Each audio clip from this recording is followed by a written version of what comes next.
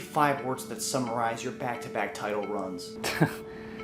5 words. Oh man. Resiliency, dedication, dominance, unreal, and just straight up incredible. Coming off of a historic championship season, defeating David Roden by a margin of 13 points, Cobb was poised to continue his success into 2020. Came into the league, almost 10 years ago, and was never really that successful as far as getting very far in the league. And I knew I had to make some changes, had to make some big trades that I hadn't really done in the past. But Cobb's shot at running it back was in jeopardy with the pandemic possibly altering the season. But that didn't stop him from having an impact off the fantasy football field. I mean, I'm just glad to be here. Like you said, as the reigning champ, I guess it was only right that I be the co-host. The Cobb and Dash show really just brought everyone together. And I think, it allowed unity, allowed people to focus in on fantasy and to have one common, goal that everyone could come together and embrace each other with and really pick up, everyone's spirits. You start Robert Woods over Latavius Murray. I mean, that's just me. Or any fantasy person who has got a semblance of a little fantasy brain. They make great shows, not for them, but for us. They're not getting paid to do that. And I'll tell you, I know of at least a few owners that, well, they never tell you this, but I don't know if they would have made it if it wasn't for the Cobb and Dash show. On the heels of his 2019 championship season, Cobb rolled into the COVID draft with 3 solid keepers, followed by many picks in the early rounds of the draft. But still, he wasn't satisfied, as most champions never are. Picked up Kyler Murray, and then when I had him, I had my eyesight set on the stack. I had to make any move I could to get DeAndre Hopkins, and wasn't able to get him from Ruben, but as soon as Ruben traded him to Hotch, I knew there was an opening. That stack proved to be among the tops in the league and pushed Cobb to have one of the best starts in Basement League Plus history. I came out swinging week 1 against Hotch. I think he scored 190 or something, 180. It's a winning score against every other team. I had a strong lineup, but I also had strong depth.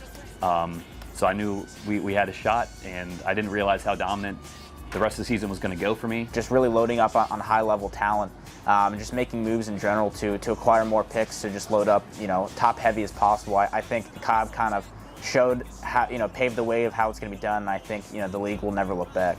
The first 5 weeks of the season, Cobb didn't score below 154 points, scoring above 175 points 3 times. It was an offensive explosion like we'd never seen. All eyes were on Cobb's Week 6 matchup with the league's dead last opponent, Stu Adams, who was 1-5, having one of the worst seasons ever. On the show, we all thought it was going to be a bloodbath. I'm usually the one who talks a big game, and Cobb usually stays away from talking crap, but for some reason, not that week. All right, Cobb, what do you think about this fucking mauling or murder that's about to happen? Yeah, I mean, I just have to reiterate. I mean, I was looking at his lineup, and I had to make sure I wasn't looking at the waiver wire. But it's looking rough for Stu, man. It's just, like I said earlier, it's kind of sad where we're at. We were ready to get our asses beat. I was ready to turn off my phone, turn off the group message, call it a day. But something happened that day. We won. We talked about my team a lot, and I think it started to get to my head a little bit. We would rank the teams, talk about who's the best team in the league on a regular occasion, and it started getting in my head a little bit. I'll admit that. I was riding high and went into that game and just collapsed. I don't know, didn't even score 100. I think it was the first time that anyone thought that Ryan Cobb might be vulnerable in one of the biggest upsets that's ever happened in Basement League history. Stu's upset over Cobb shocked the Basement League, but Cobb went back to the drawing board and rattled off 4 straight wins until he encountered what many say was his biggest test of the year. I didn't want to rub it in. He knew what was on my mind. Believe me, he knew what was on my mind. Just days after losing by 40 to me, I didn't have to say anything. He knows what the triple stack is capable of. But I really think the loss to Paul on the following week was what really flipped the switch for Cobb. Those, 2 formidable opponents that I knew I was going to see in the playoffs. and that wasn't really the momentum I was looking for before heading into the postseason. Although Cobb limped into the playoffs, he was still the 1 seed and avenged his loss to Paul in the semis, winning 190 to 140. Then, with the help of one of the greatest fantasy finals performances from Alvin Kamara, Cobb ended Dash's title hopes. It was cool to be in the finals with him. I think it kind of went along with the theme of the year, you know, Cobb and I doing so much together, the Cobb and Dash show. It was cool to have a Cobb and Dash show finals, but, you know, it was a bummer. You know, it was anticlimactic. The game was over before it really began. Just Christmas miracle, just 6 touchdowns right out the gate of the championship game. You know, and I won't lie. You know, out of that game, I thought it was a wrap. It was easily I think the highest scoring championship game of all time. It was the Kamara game, and then I had my guy Diggs on Monday night that really just sealed the deal for me. While Cobb has joined Matt Hotch as being the only 2 owners to not only win twice, but to go back-to-back, Cobb has his eyes on the first ever three-peat. I think there's a lot of good teams out there, but you know, we're gonna put my head down, go into the draft with a new strategy. Everything's going for the three-peat.